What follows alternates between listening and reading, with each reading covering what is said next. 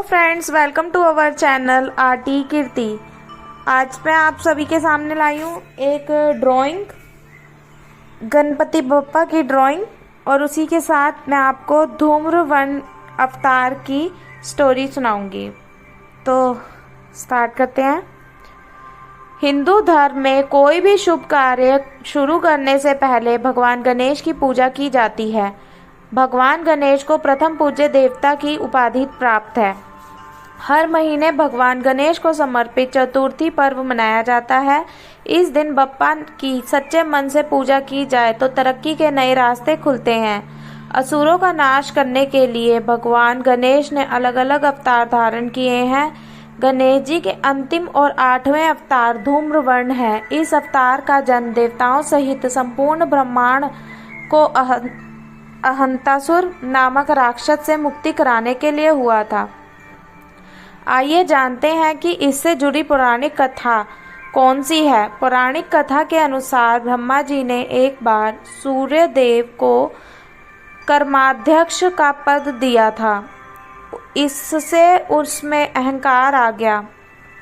यह भाव आने के कारण सूर्यदेव को अचानक छींक आ गई। इस छींक से एक राक्षस प्रकट हुआ। यह राक्षस बहुत शक्तिशाली था। वह एक राक्षस था, इसलिए गुरु शुक्राचार्य का शिष्य बन गया। उसका नाम अहंतासुर था। यह राक्षस संपूर्ण ब्रह्मांड पर राज करना चाहता था। अहंतासुर ने अपनी यह इच्छा शुक्राचार्य से व्यक्त की। उन्होंने अहंतासुर को श्री गणेश मंत्र की दीक्षा दी। दीक्षा लेने के बाद वो वन में चला गया और पूरी श्रद्धा से गणेश जी की कठोर तपस्या करने लगे। अहंतासुर ने कई वर्षों तक श्री गणेश की तपस्या की। भगवान श्री गणेश उसकी भक्ति देखकर प्रकट हुए। उन्होंने अहंतासुर से वरदान मांगने को कहा।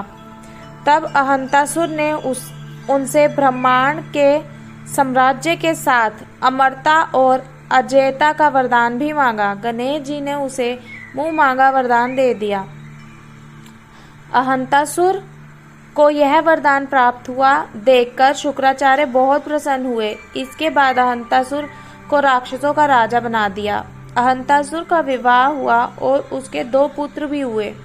अहंतासुर ने अपने ससुर और गुरु के साथ विश्व विजय की योजना बनाई।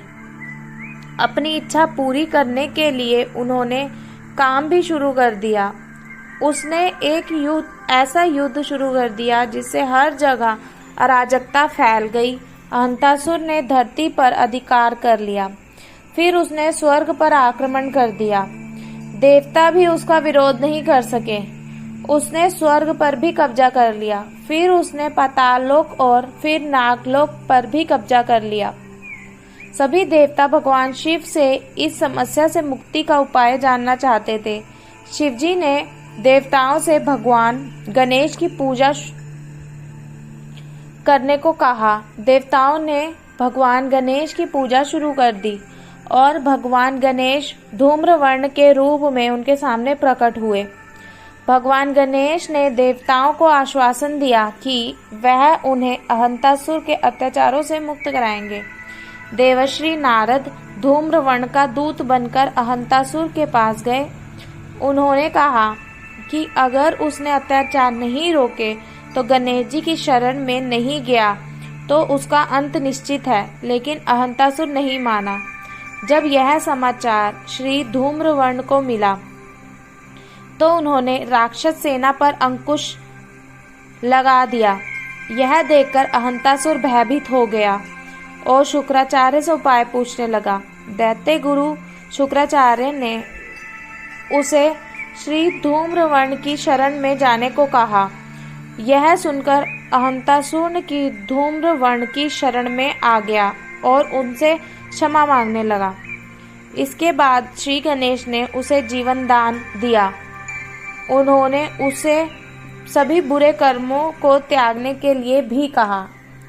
तो फ्रेंड्स, कैसी लगी आपको मेरी ये कथा? Thanks for watching.